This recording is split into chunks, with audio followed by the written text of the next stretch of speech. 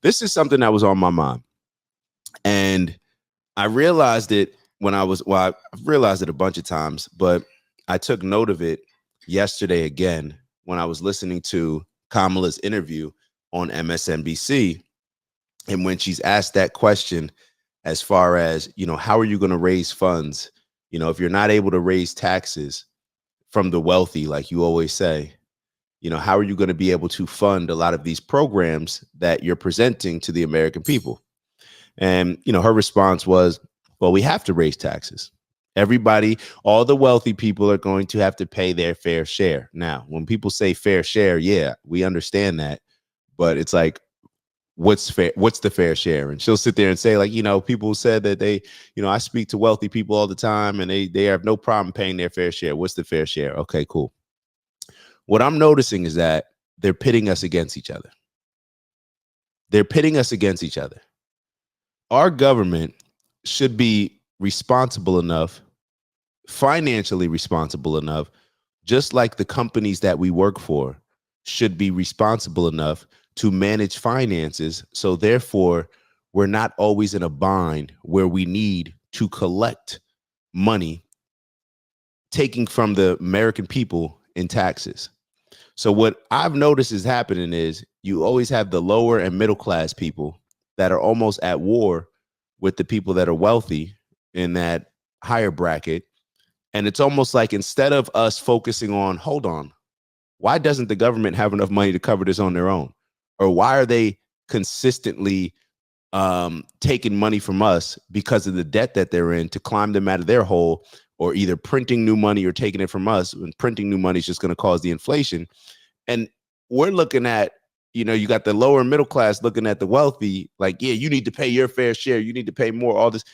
And we're going back and forth. And in my opinion, the disagreement or the spotlight should be on the government's mismanagement of funds and us figuring out a way to where the government can raise more money without getting into what we are about to get into of just having wars. But then when I was looking at the finances aspect, that's what kind of led me to looking into why it is that we seem so urgent and excited and anxious to get into wars. And I've always heard that wars, make countries a lot of money. And I remember hearing Tim Scott. There was a video of Tim Scott. We may have played it on here. And this is kind of, I know I'm going off on a tangent. I'm just leading y'all to like where my mind was. Because I'm sitting here thinking like, damn, like we over here getting pissed off. We're more pissed off at the wealthy for not giving up the money that they make rather than being pissed off at the government for not being responsible with finances and not being able to manage on their own rather than having to just take from the American citizens. So when I was thinking about the money and I was thinking about the war, it reminded me of Tim Scott.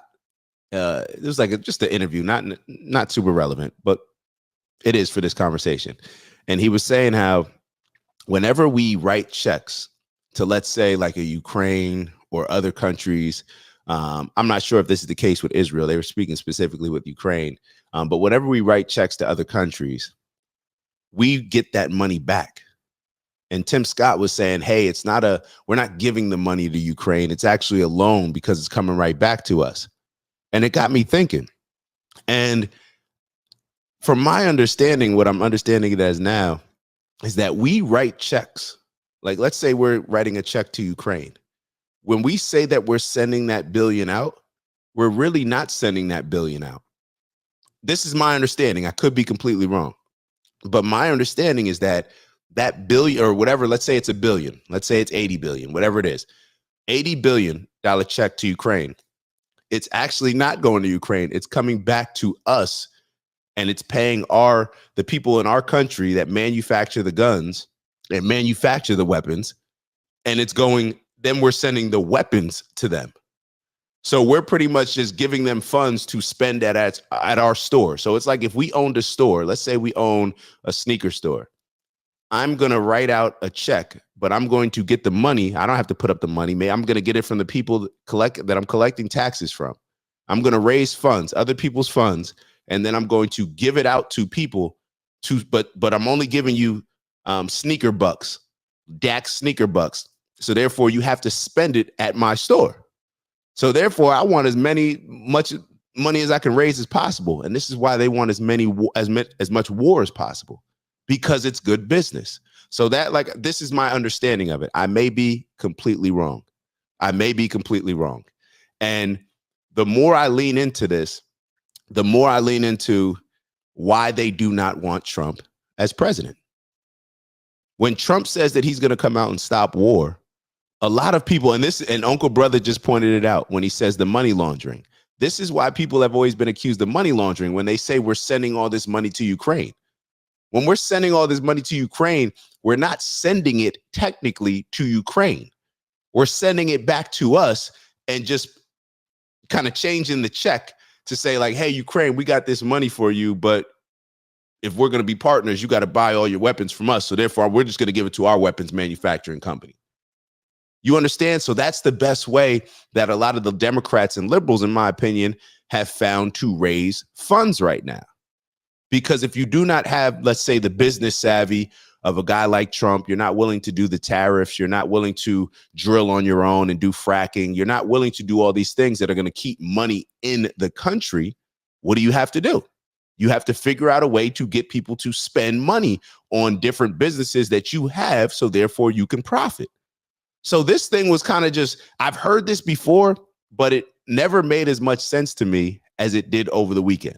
So let me, hold on, let me, uncompetitive wrote, listen to President Eisenhower's closing address when he left office and how he warned of the threat posed by the U.S. military-industrial complex, which had grown large during World War II. We have to listen to this. Matter of fact, if it's not long, I would listen to it right now, but maybe we'll listen to it on Wednesday. But this is what's happening. So let me share a couple of videos. Like I said, today we're going to bounce all over the place. We may go off on some tangents. That's cool. That's what we do. Let's just kind of see where it goes. So this was the first video that I wanted to look at. I feel like this guy broke it down pretty well. There's a couple others that we may get into, but I think he was pretty thorough in how he broke it down. You guys tell me what your thoughts are, and we shall go from there. Hold on. I gotta be a little bigger than that. There we go. Let's check it out. Let's dive into it. I'm going to pay attention to your comments. So as you're going through the video, whatever you guys are noticing, you guys comment.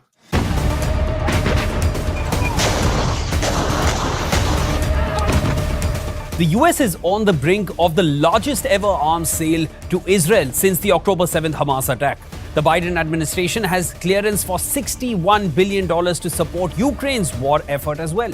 To the layperson, it might look like magnanimity of the US to protect friendly nations and partners. But it's never that simple. What does the US gain from funding ongoing wars? Can the US sustain its economy without wars? I'm Shivan Janna. Welcome to Game Plan. All right, so Uncle Brother just said, we're going to pause it for a second. Uncle Brother just said, Israel uses the money we send over there to fund AIPAC. Interesting. Interesting, because then we can connect a lot of dots on when we look at, okay, if Israel's using the money to fund AIPAC, it's interesting to see what AIPAC's money is spent on. It's interesting to see. And that's like a whole, that'll lead us down a rabbit hole to talk about how the squad with Jamal Bowman and Corey, I forget her last name, and how a lot of money was put up for the candidates that AIPAC wanted to support that were going against Jamal Bowman and Corey. Corey, I forget your last name. But this was the group that AOC was supposedly in. And a lot of people have said that AOC changed her tune and that we noticed that AIPAC was not supporting AOC, who AOC was running against. And they didn't have like the typical, I guess, the beef that a lot of the other candidates have. And it seems like AOC has changed her tune a little bit. So I don't know. Corey Bush. Yeah, Corey Bush. Appreciate that, Uncle Brother. But yeah, so you're well aware of it, right? Like it seems that Corey Bush, you know, those squad members, Corey Bush and Jamal Bowman, they lost in the primaries. So they didn't even lose going against the Republicans. They lost in their own primaries. And then not only did they lose, the other, I forget, Tabibi, not the other lady, I believe she's Muslim, who's a member of the squad. Uncle Brother, help me out a little bit here. She was the one that was calling out AOC for her now softer stance in asking for a ceasefire between Israel and Palestine. So a lot of people are noticing AOC changing up her tune a little bit, where she used to be the one, super liberal, super left, and now she's kind of adjusting to what makes sense for her to have a position possibly if Kamala Harris wins. So let's keep going with the video. Rashida Tlaib, Uncle Brother coming through.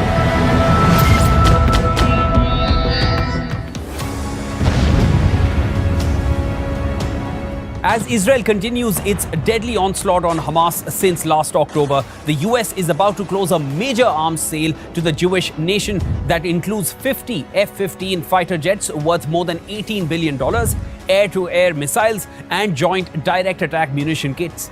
As per reports, the weaponry will largely be financed by the $3.3 billion in US taxpayer funds that Washington provides Israel annually. So just to be clear, for a lot of people that hear America first, a lot of people aren't necessarily aware of what people mean by that particular group, America first. And what a lot of those individuals are pushing, in my opinion, is looking out for your interest at home and taking care of the things that need to be taken care of at home before you go and worry about what's going on down the street, around the corner, the next town, with other neighbors in other communities. Figuring out what's going on here. This may be the reason why it's beneficial for the US to get involved in everybody else's conflict, whether we're directly involved or whether we're just funding it. And when I say we're just funding it, I'm talking about the American people, of course, because where do we think these funds are coming from? Taxpayers. So this is what, in my opinion, what gives us the right to have a stance and to have a take on it. And for us to voice our opinion, I think it's necessary because it's coming out of our money. This is what, when we talk about raising taxes, this is what our tax dollars go to. When we pay our federal taxes, it's going to funding efforts like this. So therefore, if the people do not support it, then we need to let our voices be known, whether that's voting for a particular candidate or otherwise. Since 2022, the US Congress has passed 5 bills worth around $175 billion in aid to Ukraine's war with Russia. A study has shown that 90% of Ukraine aid dollars are not actually sent to Ukraine after all. Rather, these funds stay in the US, where leading defense contractors have invested tens of billions in over 100 new industrial manufacturing facilities, creating thousands of jobs across at least 38 states directly, with vital subcomponents sourced from all 50 US states. A map. So let me ask y'all a question. I was thinking yesterday, I am 100% for peace. I am not with war at all. Don't see the benefit of it. To me, it's just most of the time people that have nothing, the least amount to do with the gains that comes from the war, and they're going to take the most losses that come from the war. So what do I mean by that? Usually the politicians and the people that have a lot of big money behind what we're learning about right now, they're not going to be impacted by any war. They're sitting up safe and sound with the best protection. They're not worried about any of this. And this is in the United States as well as other countries, I believe. However, the people that are impacted the most and the people that risk their lives the most, those are just the common folk. Those are the common folk. Now, it used to be even worse. Now we got drones and stuff like that. But when we have drones and we're dropping bombs on people, most of the time, in my opinion, the people that we're dropping bombs on, those aren't the people that you actually got beef with. Now, obviously, it could be a bit different depending on the war. But in my opinion, we have our countries that they amp us up with propaganda and manipulation, and they convince us why it's important for us to go to war, why it's important for us to have a hand in this, why it's important for us to support our neighbor over here, because a threat to democracy one place is a threat to democracy any place. Y'all know, we've heard all the quotes. We get it. We get all of that. But is it really about supporting other people? And in my opinion, or I should ask the question, do we really need to go to war to figure out these type of solutions to these type of problems? Because, I mean, if you listen to Trump, Trump believes that we don't need to go to war to figure out the solutions to these problems. And in my opinion, the threat sometimes should weigh heavier than once you actually go forward, with, I should say, some military action.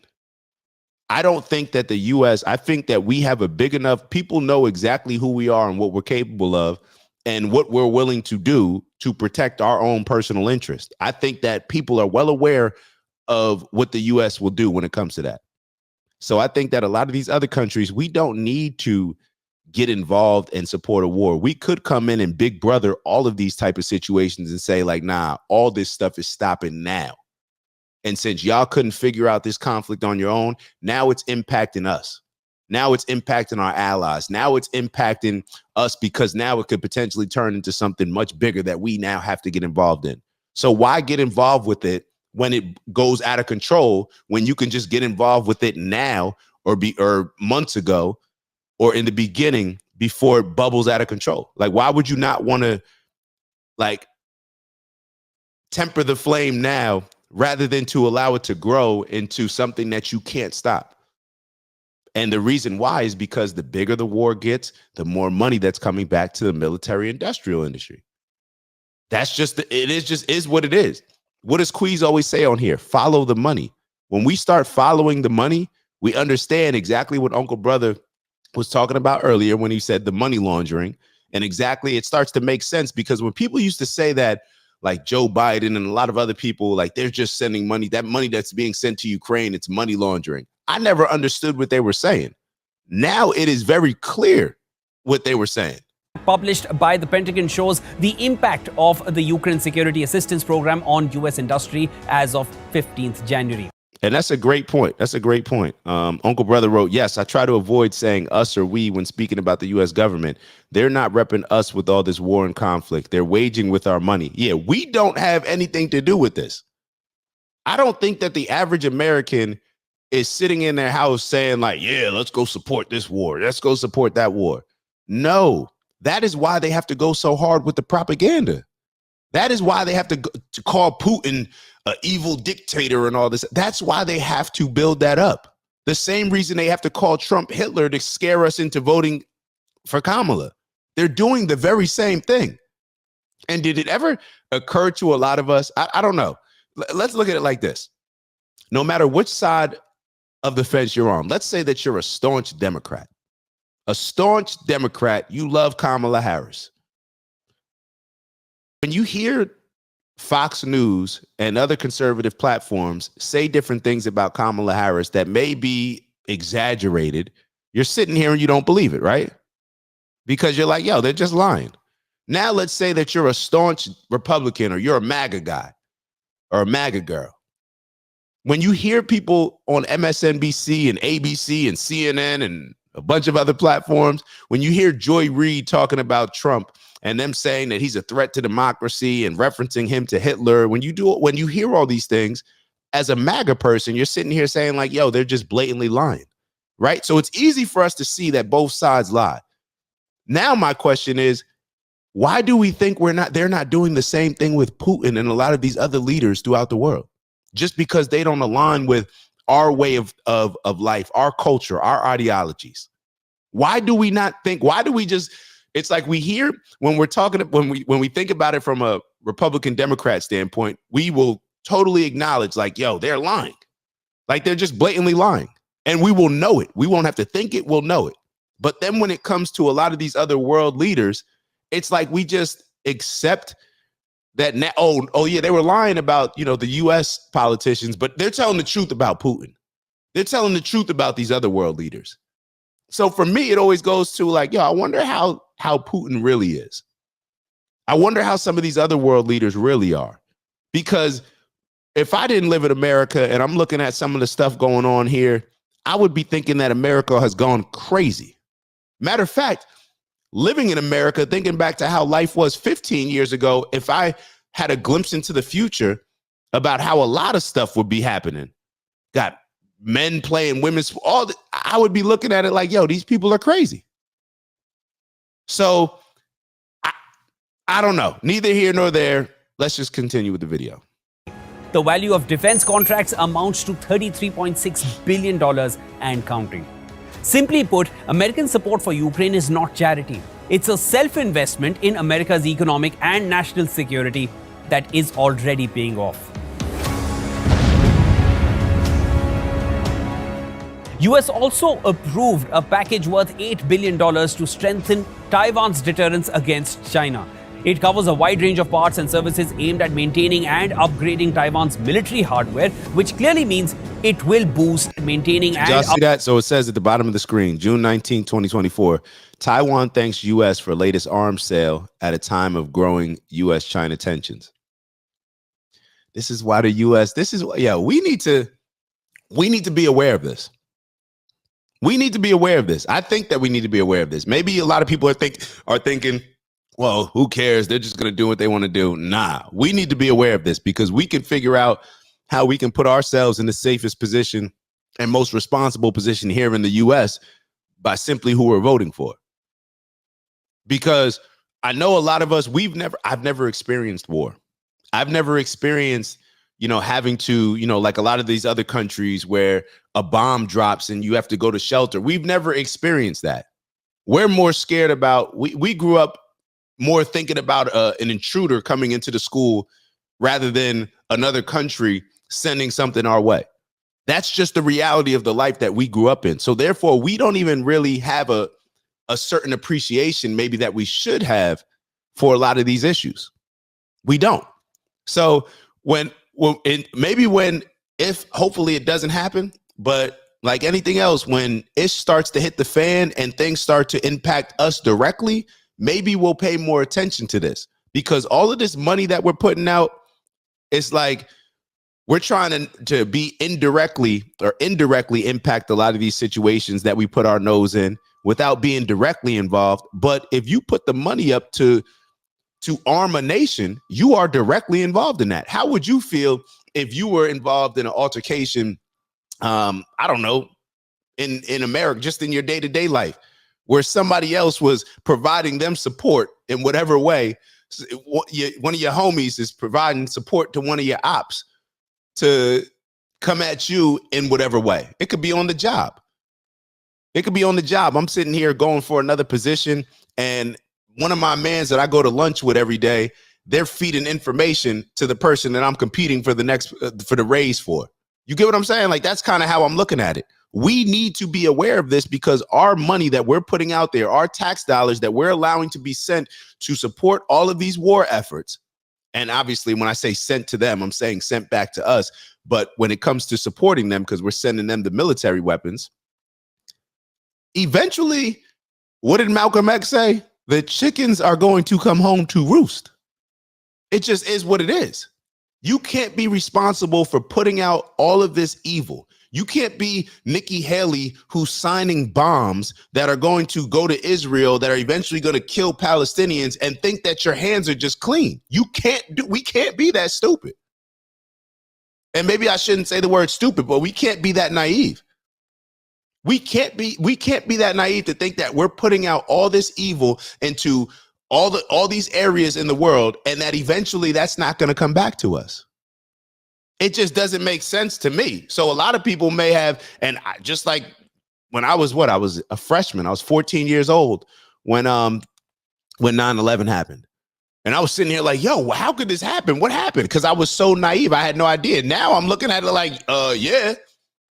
Like, why? Like, that's other countries' reality. We're just so spoiled here because we've had it so good here. But when you constantly mess with and get involved in other situations, what do we think is going to eventually happen to us? We're going to catch a stray or something direct. Let's keep going. Upgrading Taiwan's military hardware, which clearly means it will boost US economy. Oh, my fault. Okay. So Maya said, Gaddafi is the perfect example. Matter of fact, we should do a show on Gaddafi. We should really do a show on Gaddafi because it's I'll be totally honest. And shout out to that guy in the trash can 42. And 42, that's a special number for me as well. So shout out to you. He said, hey, dude, I'm going to head to bed. Got work in the morning. Your content needs to be recognized by a lot of people. It's incredible. Well, it takes all of us. It takes all of us. But shout out to you. Get some rest. And make sure that you tap in with us on the show and you finish it out maybe on your way to work. But Maya said Gaddafi is the perfect example. It's the perfect example in a lot of ways because, and this is why I say I still need to do more of a deep dive into it. Because the more I looked into Gaddafi, and you know what's so crazy? This is how ignorant and how a lot of us are. And I'm going to speak about my own ignorance and just growing up and how strong propaganda can play a role in our outlook and perspective in life. Just Gaddafi's name, his name, and the things that I would hear growing up, I thought like, yo, nah, he's a terrorist. Literally, that's what I'm telling y'all. I had no idea who he was. I'm telling you, just the things that I heard, whether it was like through Hillary, Barack, like that's what I grew up thinking. And then the more I did research on him, I'm like, hold up. Like, dude was just standing up for his people.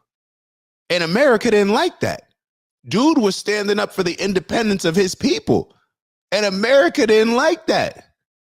It's like when the most powerful kid in the class, you know, they get threatened by somebody who's like, nah, I don't need to do, y'all got what y'all got going on. We doing what we building over here. We're doing something different. We don't need to align ourselves with y'all currency y'all got going on. We got something going on over here. And then what happens? They create this narrative, all this propaganda around him. Who knows if it's true? Most of us just believed it. And then what happens when he's killed? It to us in our minds, it sounds justified. We don't lose any sleep over it. We don't even question it. We just believe what they've told us. Oh, he's a threat, so therefore he had to go. Because we always see the things through the people. We see the world through the lens of the people that run this country. And unless we do due diligence, like unless we're the type of people that other people will call conspiracy theorists, or we're okay with going down certain rabbit hole, unless we're okay with hearing something that the governor or the government tells us, and we're the type of people that just don't accept it and do our own due diligence, and that's a chosen few. But unless we are those type of people, we will forever be lost. There's no way that we'll know this information. We'll just hear certain things and we'll just go with it. It's like Trump might as well have written Project 2025. He might as well have written the entire thing, get rid of everybody else who contributed to it. Trump, he wrote the whole thing. He might as well have written the whole thing. Why? Because that's what we've heard. That's what's being presented to us. That's what the fear, they're playing on our fears and insecurities, using that to convince us to support what they got going on. It's just how it goes. All right. Uncle Brother wrote, indeed, Maya, they totally smeared Gaddafi because he was on the verge of empowering the continent with his own gold-backed currency, amongst other things. And that scared the U.S. to death with our monopoly money. That's what ended up happening. That cleared the way for them to take him out. So let's keep going with the video. By creating more jobs to provide these services. What's more interesting here is that apart from the $8 billion, separately, Taiwan has signed billions in contracts with the US for latest generation F-16V fighter jets, M1 Abrams battle tanks, and the HIMARS rocket system, which. And when we wonder why somebody like Nikki Haley goes into government with not a lot of money, but then after a couple years in whatever position that they're in, fighting for war and pushing all these agendas of getting us involved in wars. And when they walk away, the next thing we look up and they got millions of dollars. Well, in any deal, when you middleman any deal and you support any deal, whether you are in sales for your company, whether you're just a consultant that connects certain people, you can connect certain people like, hey, this company's, they need this position. They need a manager in this position or a VP. Hey, I'm the person that connects them to the VP. I usually get something. It usually brings me some value. So that's what's happening with a lot of these politicians. If they are the ones that are connecting the dots, or they are the ones that are pushing a deal through, then what usually happens when somebody pushes a deal through, you get some type of commission, you get some type of royalties, just like RFK Jr. pointed out with our boy Fauci, when he said what Fauci was receiving. I don't want to get into the detail because last time I spoke about that, they flagged the YouTube. They shut my whole live down and gave me a warning. So I don't want to get too far into it. But let's keep going. The US has also supplied to Ukraine. This basically means more contracts for American defense companies as the US supports Taiwan's resistance against China. Owing to India's border tensions with China, which came to a boil in 2020, US also pledged support to India in its deterrence against China. But this is an age-old US tactic that it applied back in 1971 as well, when it encouraged China to act against India and assured India of military support in case China attacked. The truth is, US needs India to counter China in the Indo-Pacific, and India is playing its cards wisely. US is now applying similar tactics with the Philippines as it offers to defend it against China. Yeah. Total separate question. Does anybody think that the world is a better place with war? Does anybody think that the world is a better place with war? We got wars. Let's look at our country. The reason why we have a bunch of the migrant crisis is because of wars that are going on in different places throughout the world and people seeking asylum, right? Wars. I said the other day that there's positives that come from anything, right? There's positives that come from everything. It's what's so funny is when I said that there's, and I don't want to get too far into this, but when they always talk about, we were talking about the other day with DeSantis and how in Florida they wrote that the slaves had benefited from slavery, from learning certain skills. And we got into the conversation about that. I don't even want to get back into that. But I made the comment, I said, there's always a positive to everything, right? But a lot of people would say that, hey, there's no positive to slavery. It doesn't matter what you say. There's no positive, no benefits. Cool. Are there any benefits to war? I guess there are some. Some people's pockets get lined. Some people get wealthy. You take other people's land. But think about the benefits that come from it. Think about the benefits that come from it, because it's very easy for a lot of people to say there were no benefits from slavery. I don't care if I learned skills. I don't care if I. Very easy for people to say that. But where's the same energy when it comes to wars? And the reason why people say that when it comes to slavery is because they don't necessarily mean that there's no benefits. They mean that the negatives overwhelmingly outweighed any potential benefits. So therefore, you might as well just not even say it was a benefit. It's disrespectful to even say it. Okay. What about when it comes to war? The negatives outweigh the positives or any potential benefits by far. But it's like we just sit back and just, cool, we're at war. It's all good. They're always warring over there. Yeah, but we're supporting it. And eventually that's going to come to our shores, right? It's going to wash up on our shores. We'll see if we like it. But it's like anything else. It's like anything else. We hear it all the time. People don't care about something until it impacts their home. People won't care about anything until it hits their doorstep. But the problem with that is when it hits our doorstep, then it's too late. Now you're whining and crying for everybody else to support you when you didn't support everybody else when it was hitting their doorsteps.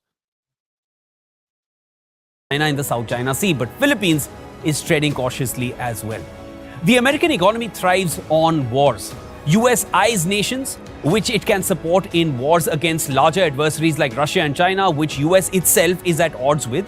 The US pushes these nations forward while it stands behind. And this keeps the US economy moving well and keeps its adversaries occupied. What happens to the nations which get sandwiched in the middle is no secret. By arming Israel and Ukraine to the teeth, the only party that will profit from this is America's defense industry, the military-industrial complex. Now, you know what sucks about the entire thing is that, and I know Zelensky, president of Ukraine, I know he met with Kamala Harris as well as Trump. You know what's so bad about the entire thing is that Zelensky will make a lot of money off of it.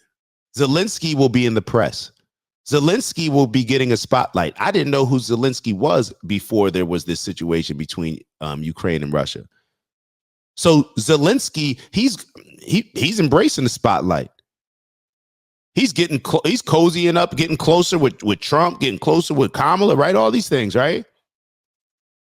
He's getting money and funding. He's in the mix. Let's not act like we don't know how we all can act when the spotlight is on us, right? Let's not act as if we're above that. The people who are suffering the most are the actual people who are fighting. The people who are fighting. This is, you know what? Maybe things should go back towards. Maybe things should go back to. There was a line in. We always go back to Troy. Hold on.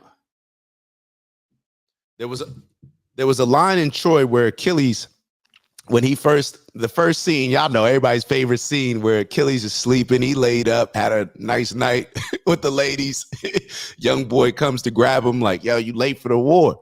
He pulls up, they chanting Achilles. They know what it is. Achilles about to do what Achilles does. And then he's about to walk away from Agamemnon because he says, imagine a day where kings fight their own wars. Maybe Biden should be going to fight somebody. Why don't y'all go fight in a boxing match, or y'all go fight to the death if y'all want to do that? Because risking everybody else's life while you're not willing to risk your own, to me, that's very cowardly.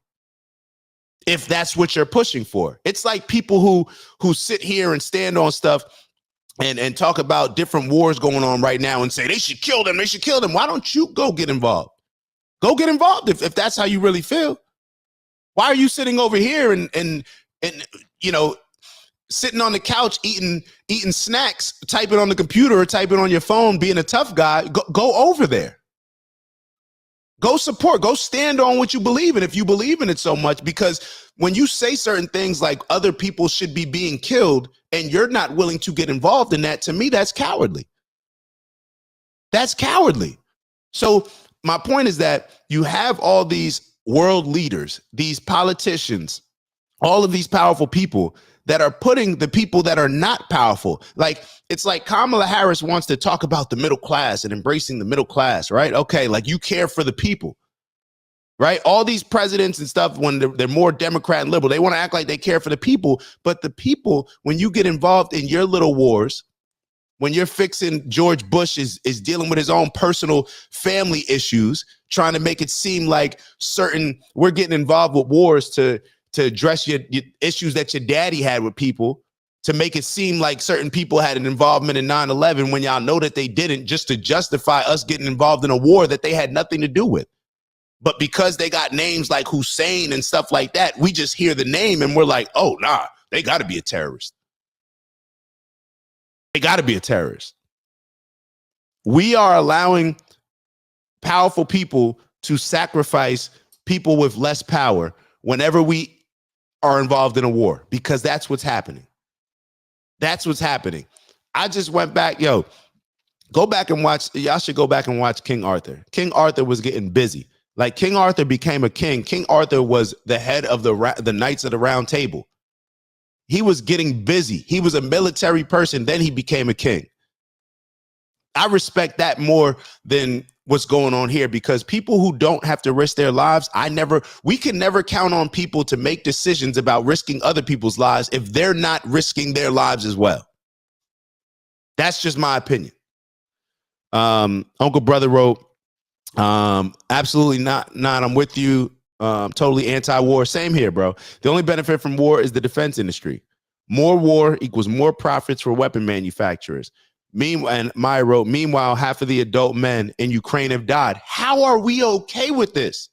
And to be totally honest, I'm sure there's a lot of Ukrainians that do not like this. I'm sure. How do you have half of the adult men die from a war over what? And this is the thing.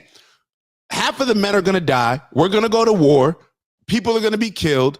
And then what's going to eventually happen? Then there's going to be a peace treaty. Why couldn't we just skip past or skip over or avoid the people dying part and then just figure out a peace treaty? Why don't we put more pressure on our candidates? And we can do it very, very easily. If you get us involved in war, we're not voting for you. Simple, right? We don't support people who like to get involved in war.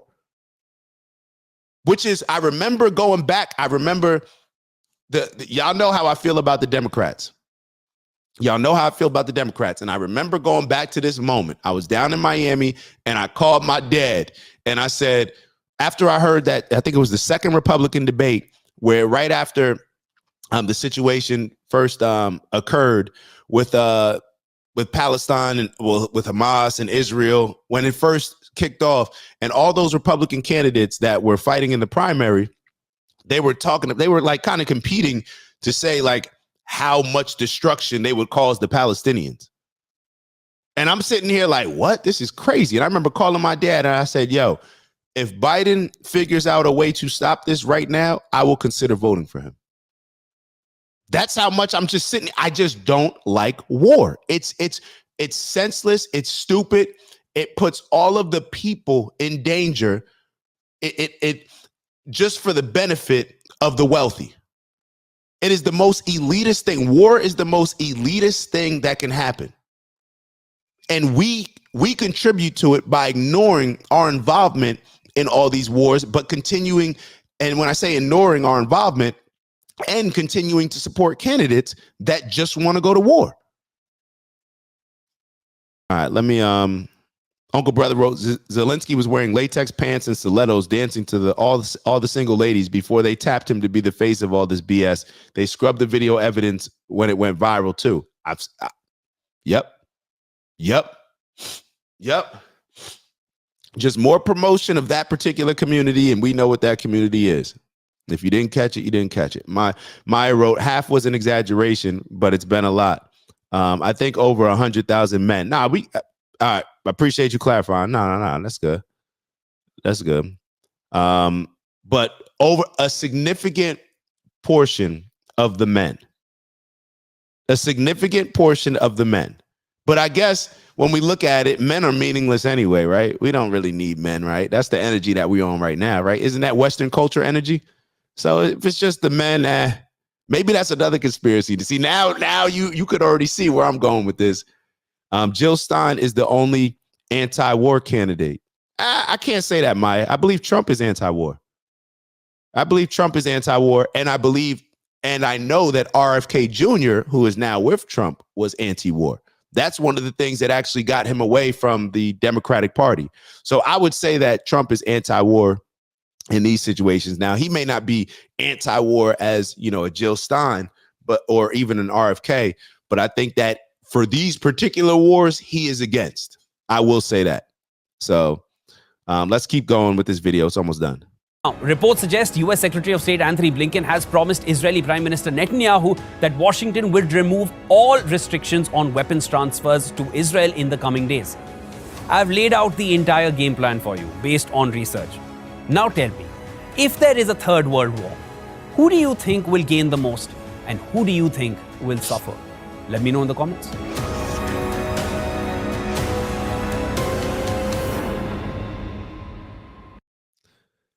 It's scary.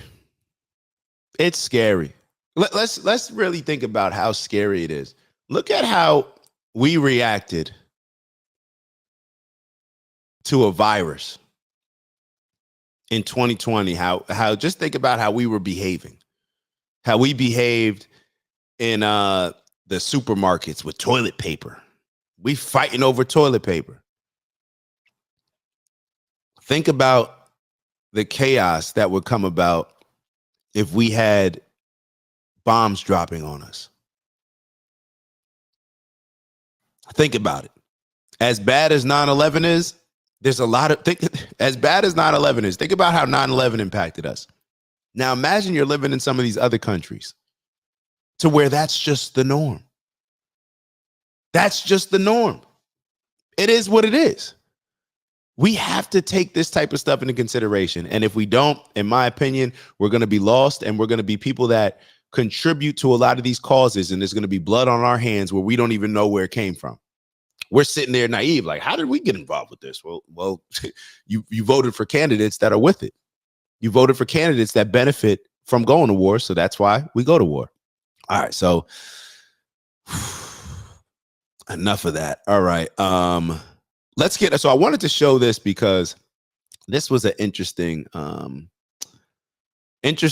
development, and I didn't speak on it last week with Mayor Adams, but I should have touched on it. So we'll touch on it here.